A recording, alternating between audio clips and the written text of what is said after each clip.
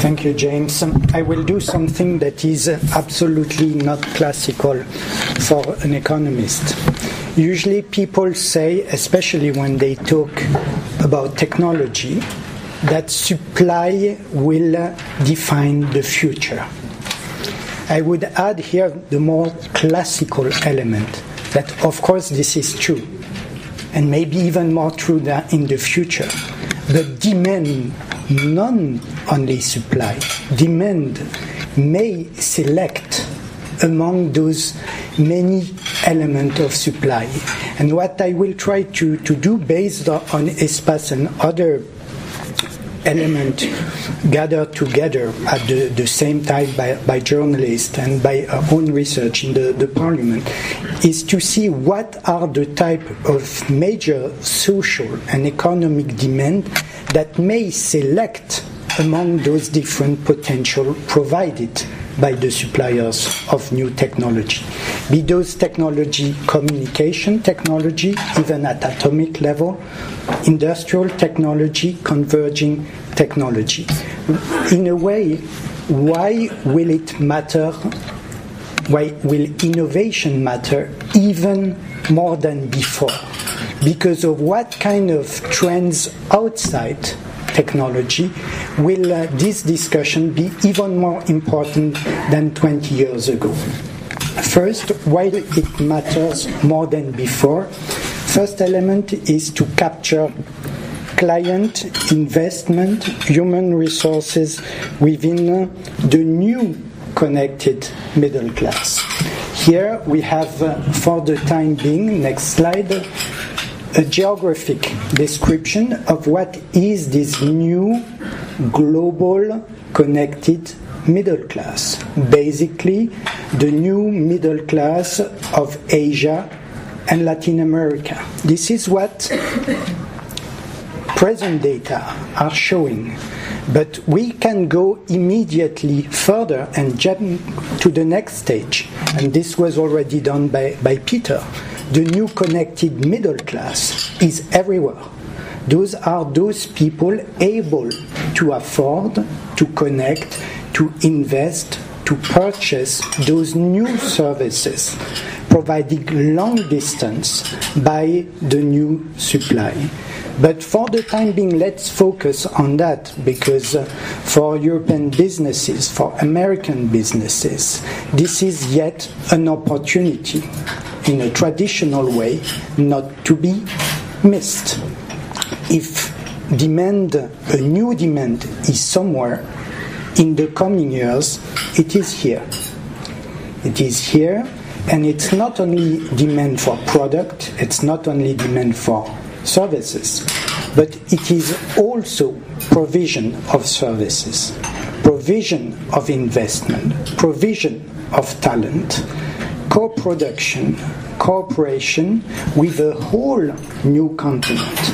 Maybe this is like Columbus, America. We are finding a new continent. We will have to interact with a new continent, no less than that. And you see the figures are major. And this was confirmed by all studies we have had within the ESPAS process.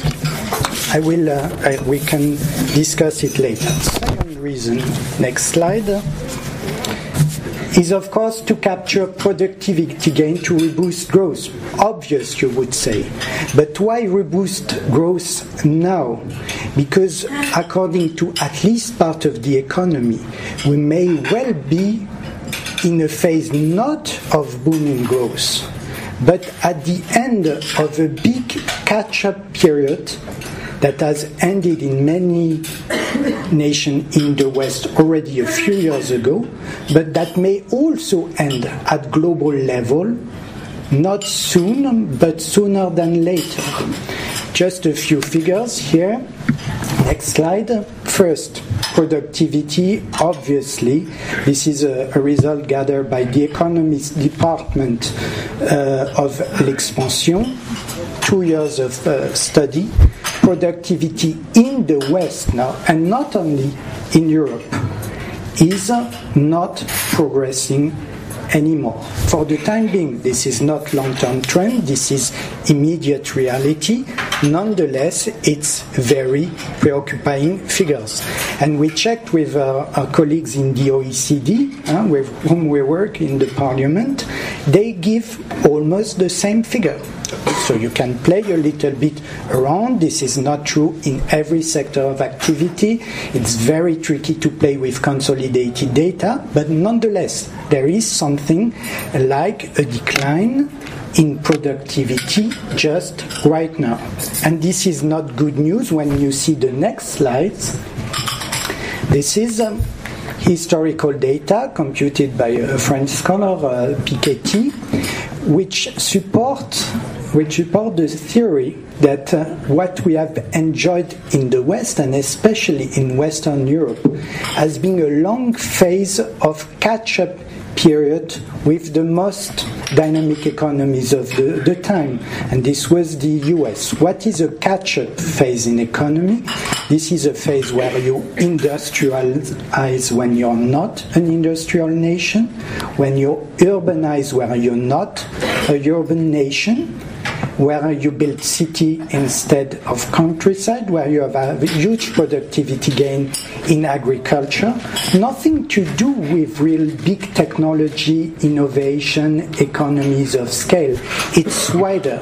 And this big catch-up phase have created the tremendous amount of wealth of the second part of the 20th century, according at least to many economists. This is what happened in Europe.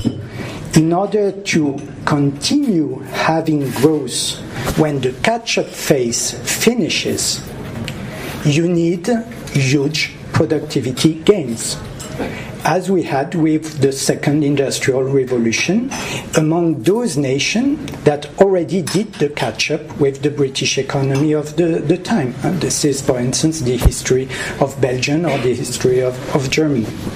Next slide. What happened, this is the example of France, dramatic example of how the end of the catch-up period for our country has decreased not only growth, but later growth potential.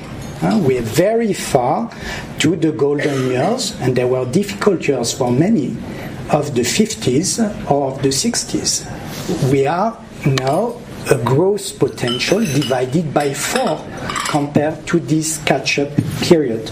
So productivity growth is really one of the needed engines to escape the fate of an economy after the catch-up phase. Catch-up phase, next slide, may also happen at global level, because in many places the catch-up phase is taking place now or has been taking place in the last decade. So what will be the future of Western China economy? Maybe not the 2-digit growth we used to have now for 15 years. So catch-up phase may well be around the corner too at global level. And so the need for productivity growth is not only a Western problem, but may well be also a global problem after a few years. We cannot just count that new emerging markets will be here forever to support our growth and productivity. Next slide. Increasing labor participation. Third reason why we need desperately innovation based on technology. Why? Because, next slide, what we have enjoyed here, we can click to the different boxes, is a golden year. The demographic dividend has been available to us, to the past generation and to the present generation. This is a major growth of labor force worldwide. But, dear friends, this is over in a few times. Next slide. This is the future. The future after 2020 is a decline of labor force, not anymore a growth of labor force, and especially in those economies where we have still big expectation as driving engine for our own economies. See, for instance, impact on China. So if we do not manage at global scale to use technology to increase labor participation, we will have a problem not only in the West, but also in the rest. Next slide. Fourth reason is to tap large, massive, one would say, economies of scale in education, care, and healthcare. Why? Next slide. Because this is what is not sustainable and what is the planned change. So a terrible increase because of demographic reason. If everything stays as it is, more or less, of the cost, the cumulated cost of pension, healthcare, care, re-education, and retraining. So if we do not manage to bring the new technology to reduce the cost of provision of those services to the people, through public services or through private services, for the time being this doesn't matter so much, we have a problem of sustainability, and here again, not only in the West, but also in a large number of countries in the rest, especially China. So this is why what we heard about converging technology at the level of the human body. This is not a kind of science fiction dream. This is not to have a new kind of smart medicine. This is an obligation if we want to face this equation.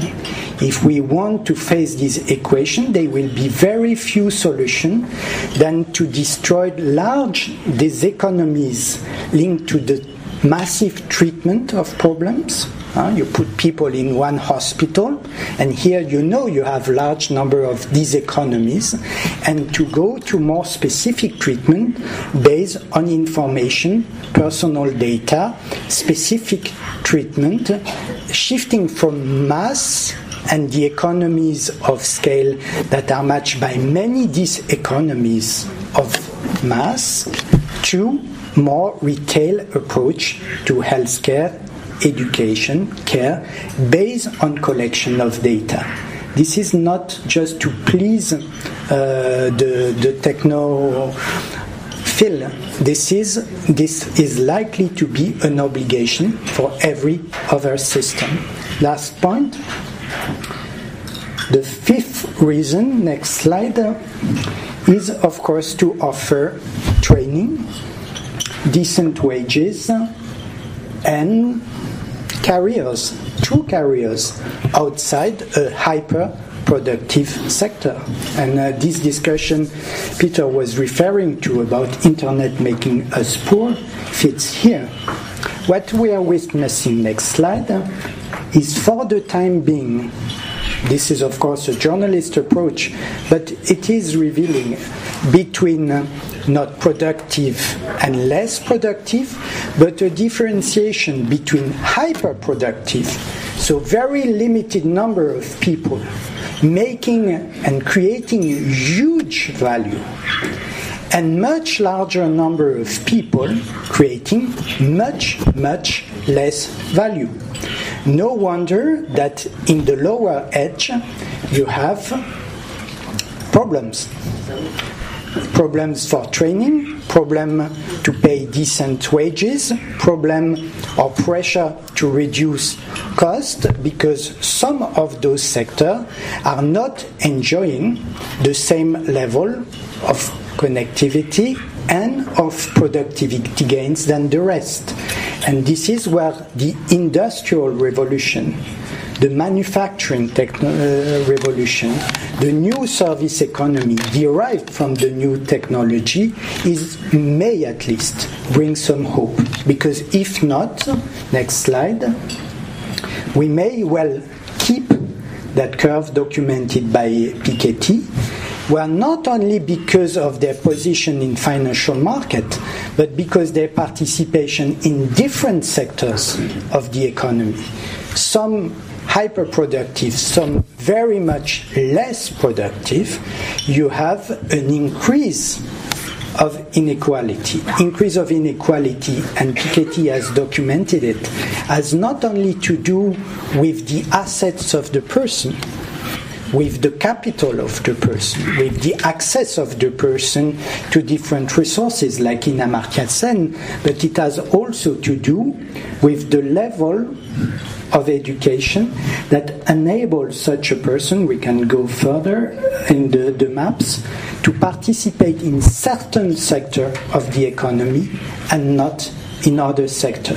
What we see clearly in Europe, demonstrated by ESPAS and the people of Rand Corporation, is that the problem to participate to sector where you have decent wages, to participate to sector of economy where you're exposed to technology, new technology, to participate to sector where you receive adequate training, where you have career opportunity, is very different according to your preliminary level of education. And of course, this is not acceptable, or will not continue to be acceptable. And this is why the revolution of education, based on possibility of new supply through technology, communication, retraining, may be at the core of the policy debate, not only on technology, but on the future of society.